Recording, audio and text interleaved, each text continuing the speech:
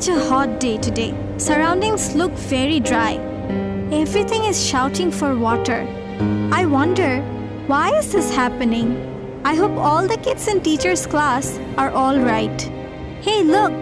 Badal is going somewhere by bus.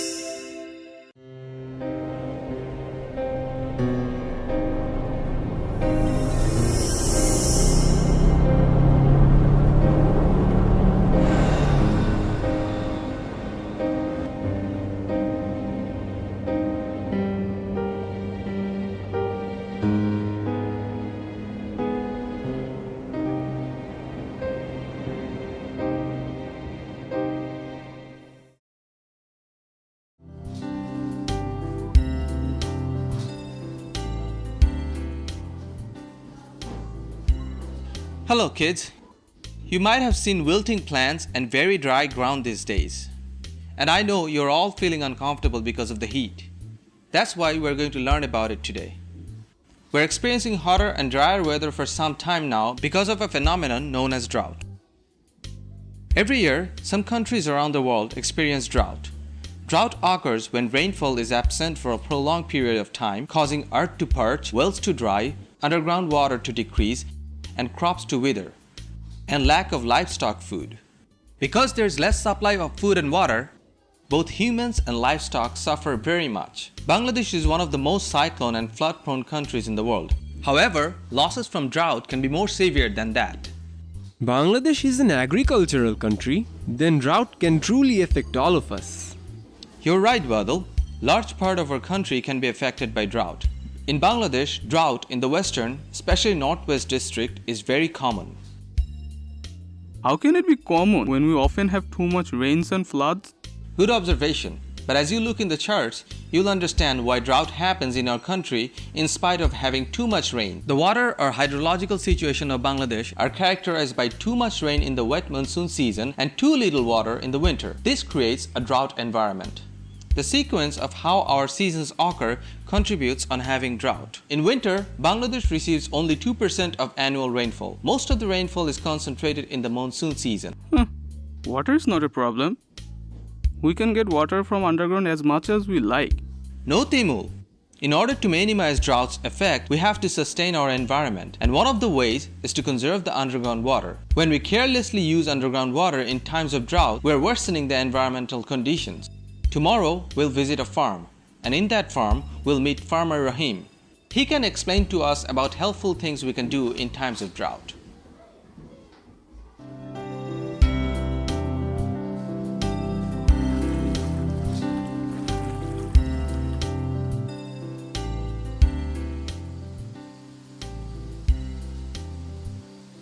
Everybody, this is Mr. Rahim. He owns this farm, and as you can see, even though it is drought period now, Farmer Rahim's farm looks much better than the other farms we have passed while we are coming here. Yes, during the months of February until May, we sometimes experience drought until monsoon starts in June. My farm is fortunately in good condition in spite of drought now. This is because I am implementing prescribed farm irrigation methods which are very helpful in managing the harmful effects of drought. Does this prescribed method make you avoid the droughts?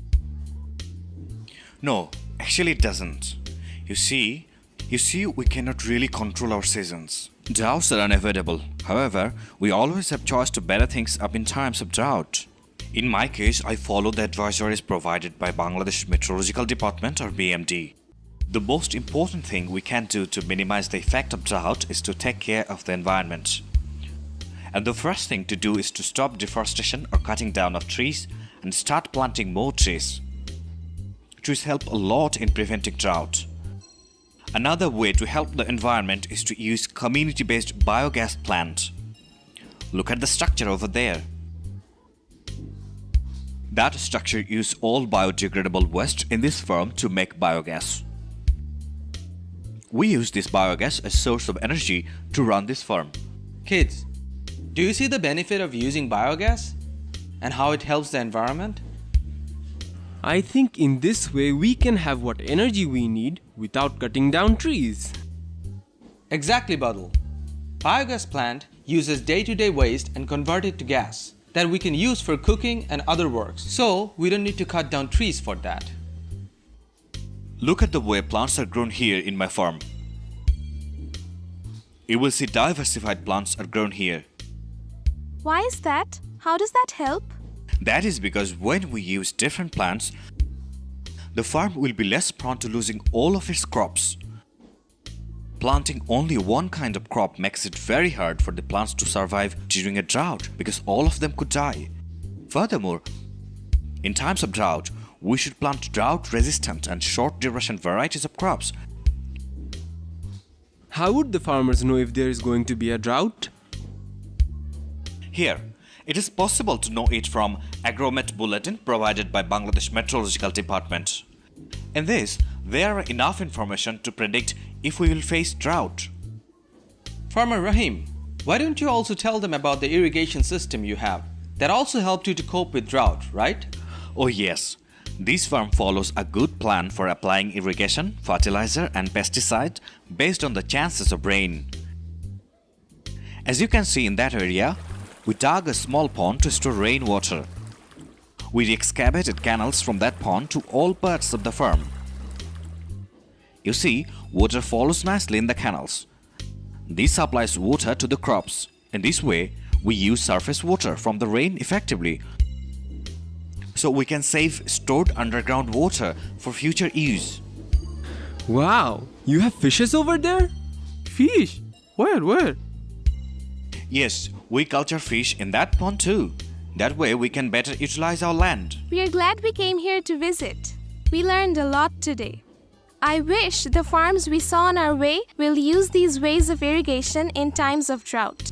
I'm glad you have learned something, children. You can spread these good ways by sharing it to others. Thank you so much, Mr. Rahim, for your time.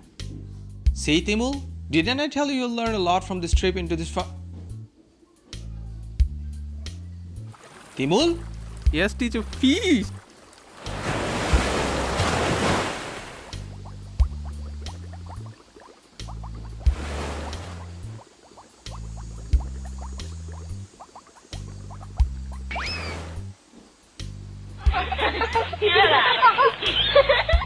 Looks like the kids had fun. Especially Timul. Kids, I hope you have learned important things about the drought. I wish you would remember Farmer Rohim's good advice and tell your parents and friends. Then, together, we will withstand drought.